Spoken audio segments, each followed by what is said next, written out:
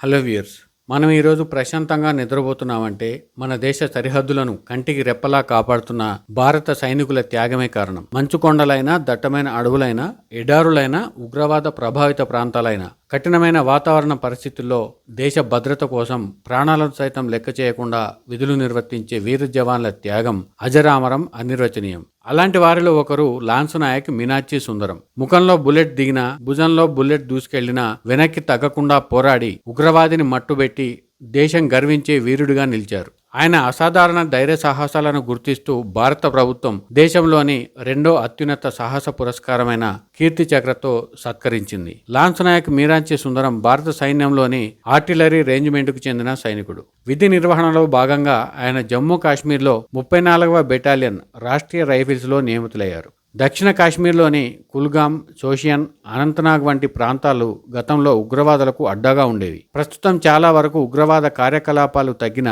అడపాదడపా ఉగ్రమూకలు దేశంలోకి చొరబడేందుకు ప్రయత్నిస్తూనే ఉంటాయి. అందుకే ఇక్కడ పనిచేసే ప్రతి సైనికుడు ప్రతి క్షణం ప్రాణాలతో చెలగాటం ఆడుతూనే దేశాన్ని కాపాడుతూ ఉంటాడు.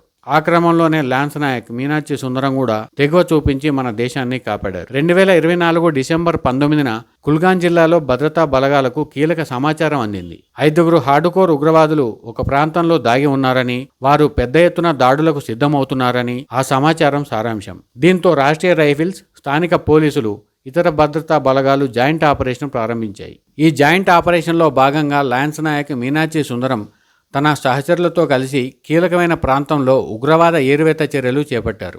ఆ ప్రాంతాన్ని తమ ఆధీనంలోకి తెచ్చుకున్నారు. ఆ రోజున ఉదయం 5:45 ప్రాంతంలో ఉగ్రవాదులు పారిపోవటానికి ప్రయత్నించారు. విచక్షణారహితంగా మన భద్రతా బలగాలపై కాల్పులు జరుపుతూ ముందుకు దూసుకొచ్చారు. అప్పటికే అలర్ట్గా ఉన్న మన సైన్యం ఎదురు కాల్పులు ప్రారంభించింది. ఇరువైపుల నుంచి బుల్లెట్లు వర్షంలా కురుస్తున్నాయి. ఆ ఎదురు కాల్పుల్లో ఒక బుల్లెట్ మీనాక్షి సుందరం ముఖంలోంచి దూసుకెళ్లగా మరో బుల్లెట్ ఆయన కుడి భుజంలోకి దూసుకెళ్లింది. తీవ్ర రక్తస్రావం మొదలైంది. సాధారణంగా ఇలాంటి గాయాలు తగిలితే వెంటనే వెనక్కి వెళ్లి వైద్యం పొందుతారు చాలామంది.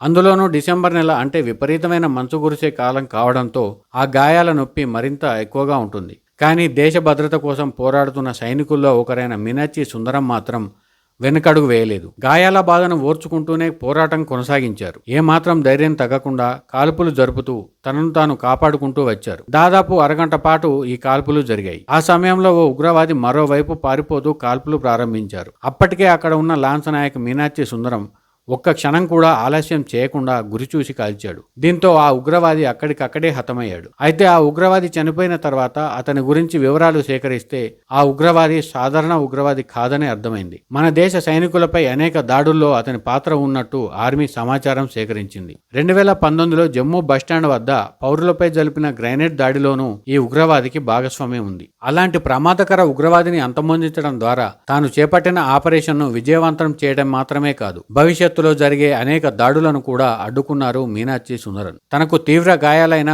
పోరాటాన్ని కొనసాగించి ఉగ్రవాదిని మట్టుబెట్టడం భారత సైన్యం చరిత్రలో అరుదైన ఘటనగా నిలిచింది. ఆయన ధైర్య సాహసాలు, మానసిక స్థైర్యం, విధి పట్ల అంకితభావం చూసి సైనిక వర్గాలు ప్రశంసలు కురిపించాయి. రక్షణ రంగ విశ్లేషకులు ఆయనని ద మ్యాన్ ఆఫ్ స్టీల్ గా అభివర్ణించారు. అందుకే మీనాక్షి సుందరానికి వీరత్వానికి ప్రతీకగా అందించే రెండో అత్యున్నత పురస్కారమైన కీర్తి చక్రను ఎంపిక చేసింది భారత ప్రభుత్వం. యుద్ధం కాకుండా ఇతర అత్యంత ప్రమాదకర పరిస్థితుల్లో అసాధారణ ధైర్య సాహసాలు ప్రదర్శించిన వారికి మాత్రమే ఇచ్చే గౌరవం కీర్తి చక్ర. అలాంటి కీర్తి చక్రను తన ధైర్య సాహసాలతో సొంతం చేసుకున్నారు మీనాక్షి సుందరం. 2026 జూలై 8న ఢిల్లీలోని రాష్ట్రపతి భవన్లో నిర్వహించిన కార్యక్రమంలో రాష్ట్రపతి ద్రౌపది ముర్ము గారి చేతుల మీదుగా లాన్స్ నాయక్ మీనాక్షి సుందరం ఈ కీర్తి పురస్కారాన్ని అందుకున్నారు. లాన్స్ నాయక్ మీనాక్షి సుందరం కథ కేవలం ఒక సైనికుడి కథ మాత్రమే కాదు, దేశం కోసం ప్రాణాలను సైతం పణంగా పెట్టే భారత జవాన్ల అంకిత భావానికి ప్రతీక. ముఖంలో బుల్లెట్ తగిలినా, భుజం గాయపడినా, రక్తం కారుతున్నా దేశం ముందు తన ప్రాణాన్ని చిన్నదిగా భావించిన ఒక వీరుడి గాథ భావితరాలకు స్ఫూర్తిగా నిలవడంతో పాటు భారత సైన్య చరిత్రలో చిరస్థాయిగా నిలిచిపోతుందని కూడా చెప్పవచ్చు. కేవలం ఇతను మాత్రమే కాదు, ఇలాంటి ఘటనే మరొకటి కూడా ఉంది. ఆ వీరుడి గురించి కూడా మనం ఖచ్చితంగా తెలుసుకోవాల్సి ఉంటుంది. ఆ వీరుడే బంజాల ప్రవీణ్ ప్రభాకర్. దేశ రక్షణ కోసం ప్రాణాలు అర్పించిన అమరవీర జవాన్ కూడా. ఉగ్రవాదులను ఏరివేసే క్రమంలో ప్రవీణ్ ప్రభాకర్ చూపించిన శౌర్యానికి గుర్తుగా కేంద్ర ప్రభుత్వం ఆయనకు కూడా కీర్తి చక్రను ప్రకటించింది. ఈ అవార్డును అందుకోవడానికి ఆయన తల్లి వేదికపై రాగానే అక్కడ ఒక్కసారిగా భావోద్వేగాలు మిన్నంటాయి. అవార్డుల ప్రధానోత్సవంలో సిపాయి ప్రవీణ్ ప్రభాకర్ పేరును ప్రకటించగానే అతని తల్లి భారమైన అడుగులతో రాష్ట్రపతి వైపు సాగారు. దేశం కోసం కుమారుడు పొందిన వీర మరణాన్ని తలుచుకుని కన్నీరు పెట్టుకున్నారు. ఆ తల్లి పెట్టుకున్న కన్నీళ్లను చూసి చెలించిపోయిన మన రాష్ట్రపతి ద్రౌపది ముర్ము గారు ప్రోటోకాల్ను పక్కన పెట్టి మరీ స్వయంగా ముందుకు వచ్చి ఆ వీరమాతను తన చేతుల్లోకి తీసుకుని ఓదార్చారు. సాధారణంగా ఇలాంటి ఘటనలు చాలా అరుదుగా జరుగుతుంటాయి. కానీ అక్కడుంది మన రాష్ట్రపతి ద్రౌపది ముర్ము గారు. మానవత్వానికి, ధీరత్వానికి ఆమె ప్రతీక. అందుకే ఓ కన్న తల్లిగా మరో కన్నతల్లి బాధను అర్థం చేసుకున్న రాష్ట్రపతి ద్రౌపది ముర్ము గారు ఆ వీరమాతను దగ్గర తీసుకుని ఓదార్చారు. ఆ వీడియో కూడా వైరల్ అయింది. ఇక మన వీర సైనికుడు ప్రవీణ్ ప్రభాకర్ చేసిన ప్రాణత్యాగం గురించి మనం ఖచ్చితంగా తెలుసుకోవాల్సి ఉంటుంది. ఈయన కూడా రాష్ట్రీయ రైఫిల్స్ బెటాలియన్లో సేవలందించాడు. 2024 జూలై 6న జమ్మూ కాశ్మీర్లోని కుల్గాం పరిధిలో జరిగిన భారీ ఆపరేషన్లో పాల్గొన్నాడు. ఆ ప్రాంతంలో ఉగ్రవాదులు నక్కి ఉన్నారన్న పక్కా సమాచారం అందడంతో మన ఆర్మీ ప్రత్యేక ఆపరేషన్ చేపట్టింది. అయితే అక్కడే మరో కీలకమైన విషయం కూడా తెలిసింది. తమ డెన్లలో దాక్కున్న ఉగ్రవాదులు కొంతమంది పౌరులను బందీగా చేసుకున్నారని సమాచారం అందింది. ఆ సమయంలో మన సైన్యం 2 రకాల బాధ్యతలను చేపట్టింది. అందులో ఒకటి మన పౌరులను సురక్షితంగా కాపాడటం కాగా, రెండోది ఉగ్రవాదులను ఏరివేయటం. ఇలాంటి ఆపరేషన్లు చాలా రిస్క్తో కూడుకున్నవి కూడా. ఒక్కోసారి మన సైనికుల ప్రాణాల మీద కూడా తెస్తాయి. ఓవైపు మన పౌరులను కాపాడాలి అంటే ఉగ్రవాదుల నుంచి వారిని విడిపించాలి. అదే సమయంలో ఉగ్రవాదులు తప్పించుకోకుండా ఉండాలంటే వారిని తుడముట్టించాలి. అంటే ఏకకాలంలో 2 ఆపరేషన్లను ఒకేసారి చేపట్టాల్సిన సవాలని చెప్పవచ్చు.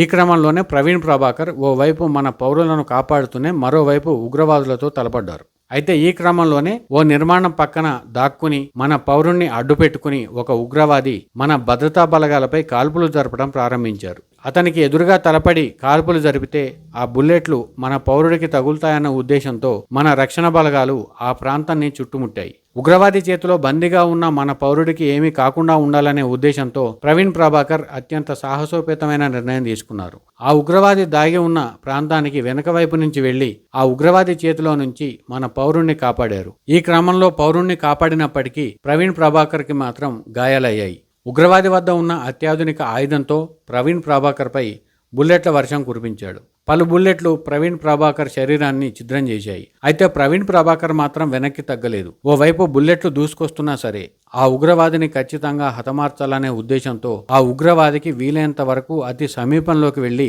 ఆ ఉగ్రవాదిని తలను టార్గెట్ చేసి కాల్చాడు ప్రవీణ్ ప్రభాకర్. ఒకే ఒక బుల్లెట్తో ప్రవీణ్ ప్రభాకర్ ఆ ఉగ్రవాదిని చంపేశాడు. ఈలోగా ఇతర సైనికులు అక్కడికి చేరుకున్నారు. అయితే అప్పటికే ప్రవీణ్ ప్రభాకర్ కొన ఊపిరితో ఉన్నాడు. ఆసుపత్రికి తీసుకెళ్లే ప్రయత్నం చేస్తుండగానే వీరమరణం పొందాడు ప్రవీణ్ ప్రభాకర్. ఉగ్రవాదులను ఏరివేసేందుకు ఆయన చూపించిన తెగువకు గాను భారత ప్రభుత్వం కీర్తి చక్రను ప్రకటించింది. వీరి త్యాగాలు కేవలం దేశ రక్షణకు మాత్రమే కాదు, భావితరాల్లో స్ఫూర్తిదాయక అంశాలు కూడా. అందుకే వారి త్యాగాలను స్మరించుకుంటూ మనస్ఫూర్తిగా నివాళులు అర్పిద్దాం. జై జవాన్, జై హింద్, జై భారత్.